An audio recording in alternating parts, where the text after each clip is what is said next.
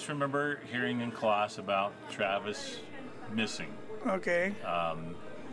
His girlfriend was in the same grade that I was, and I think we were juniors in high school. And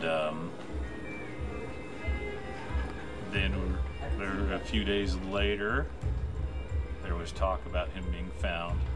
He was found in Heber, which is about 30 miles from here. Let me tell you an experience that I had.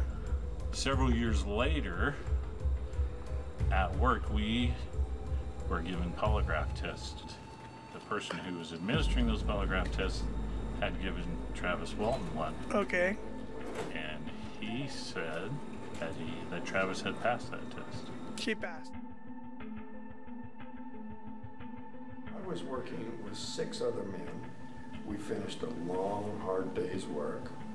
We loaded up our equipment and headed home. We saw a glow coming through the trees. We didn't know what it was at first. The trees were very thick. We couldn't see the source of the light. But when we finally got where we could see it,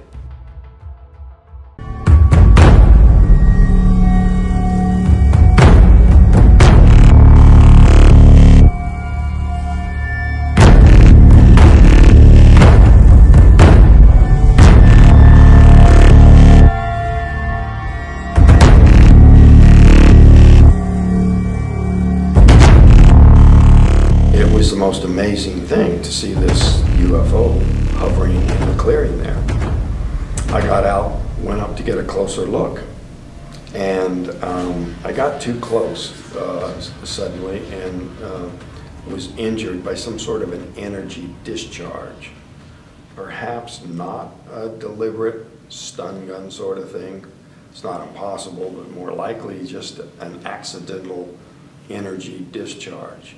That there was some sort of a field, an energy field that built up around this craft that even the men in the truck said they could feel, that burst in a sort of a grounding out, like a giant spark jumping to ground through me. And so violent that the crew thought it had killed me. I think I was probably taken aboard for the purpose of saving my life. Rather than a capture, it was actually more of a rescue. I was in a lot of pain. I felt injured. Now, I don't know if I was regaining consciousness shortly after being hit by this blast, or if there was a lengthier span of time during which they might have partially revived me or in some way corrected some of the damage. I just felt very injured, but I think probably a good part of the effects of that beam hitting me had already been treated. There seemed to be some sort of a device over my chest. There were other equipment, tools, medical equipment of some kind there that may have been employed to correct the damage from what happened.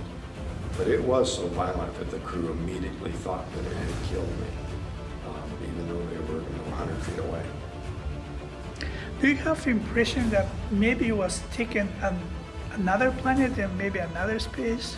Maybe you missed for 5 days? I don't know how far away I was taken, that it took 5 days to get there, or it could have been someplace quite nearby that was in some sort of a hidden location, like underwater or underground or something, or maybe on a nearby celestial body like the moon or an asteroid or something. But there seemed to be a sort of a hangar-like building or larger craft involved. I believe, knowing now, after studying this for 43 years, that the huge distances involved, these beings would have to be capable of traversing these great distances in a very short period of time for the travel to be practical at all. So, to me, it's kind of irrelevant whether they were light years away or not, because somehow they have a very, very rapid means of travel, and it would be almost insignificant to them to travel to one of the other planets going around the Earth, or you know, those great distances to the moon or whatever would not be that big of a portion of the kind of travel that the beings would have, the distances that they would have to cross in order to get here from another star. You know, those are very, very great distances that require very, very high speeds or some other kind of aspect of physics that we're only beginning to theorize about. Some sort of physics that involves a dimensional shift or space-time curvature, almost time travel, black holes, wormholes through space, some sort of something that allows them to cross great distances without being limited in the way we would be if we were to undertake such a journey with our present understanding of physics.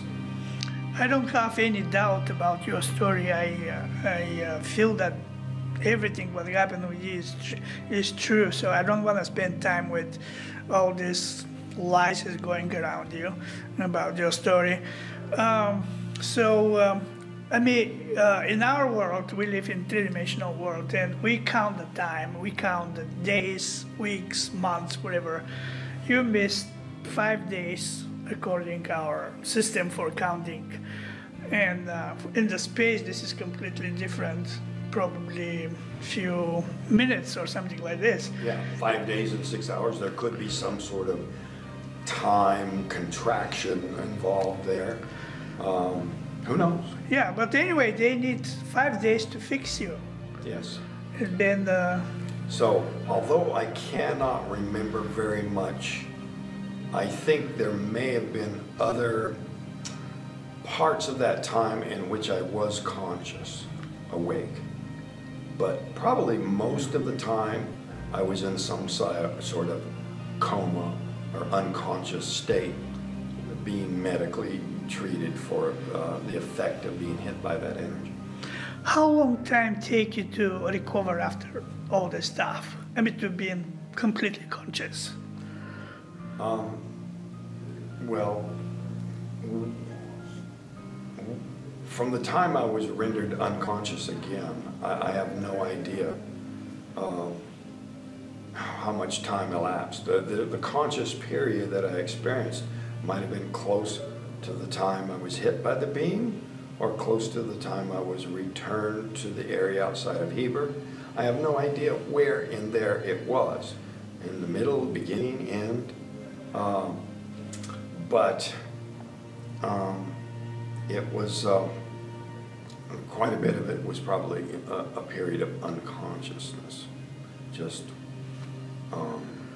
maybe something close to death. That took a long time to fix, even with their technology. Before this incident, have you knew something about UFO? Have you heard about this? I had heard about UFOs. I even had a relative that had had a sighting 8 or 10 years before. So it wasn't unheard of, but it was not anything that I really to impress you, studied, because I never went to a UFO conference or bought UFO books or that sort of thing. Like everybody. I mean, like just everybody has heard of it. Right. That's about it. What that incident changed you? I mean, what kind of Travis Walton you are now? Well, this incident had a profound effect on me, changing me. I think it made me more open to thinking, being more open to what's possible, and a willingness to look at the facts and get the evidence before making up my mind about things. To not be so certain that I already know what I need to know, because there's so much more that we need to know. Do you think that you have some mission? I have become convinced that I do have a mission, and my mission is to try to, as much as possible, help people to understand that they are here And in my view, it's not a threat. It's, when we're ready, it's a great opportunity. But any problems that could come from such contact really has to do with our own deficiencies, that humanity's lack of readiness. So my mission is to get people ready, get the facts out there, educate people. To wake up. Wake everyone up and have them be ready that this is real and it's nothing to be alarmed about. It's interesting, exciting new possibilities for a better world. We would like to welcome you, like invitation for eventually one huge event in Bulgaria. If you receive that invitation, you think we'll be able to come? Someday I would love to visit Bulgaria and spread the word, the truth about this. I would be honored to be a guest in Bulgaria.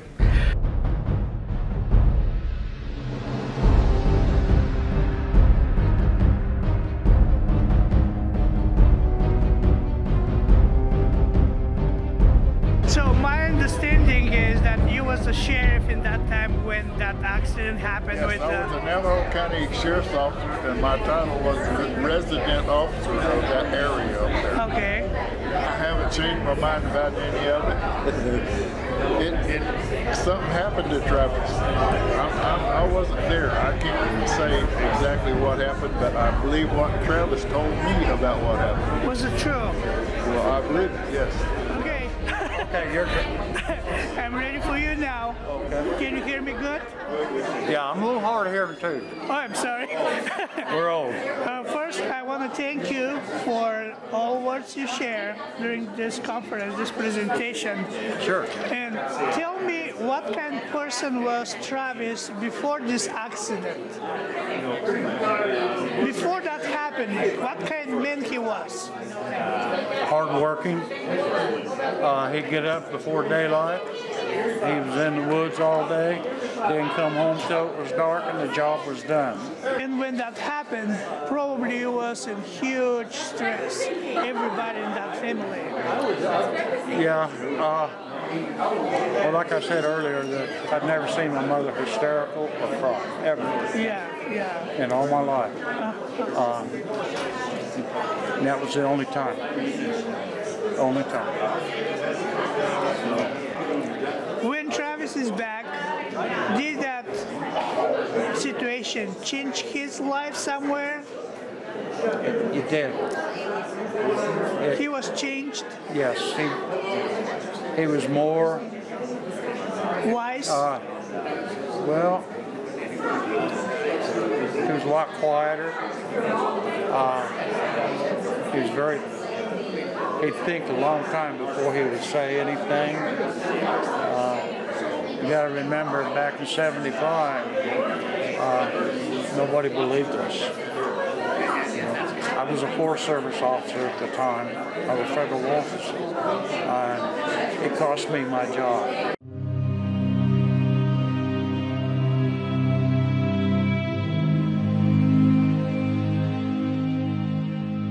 I used to think that it was just an accident, that we sort of surprised the aliens, that they didn't know we were coming and we came upon them, and I did some things that were unexpected and it just happened.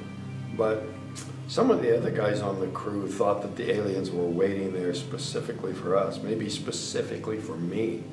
And I didn't like that idea because it meant that maybe they had their eye on me, or that maybe it could happen again. But reluctantly, I have come to believe that perhaps they were there looking specifically for me.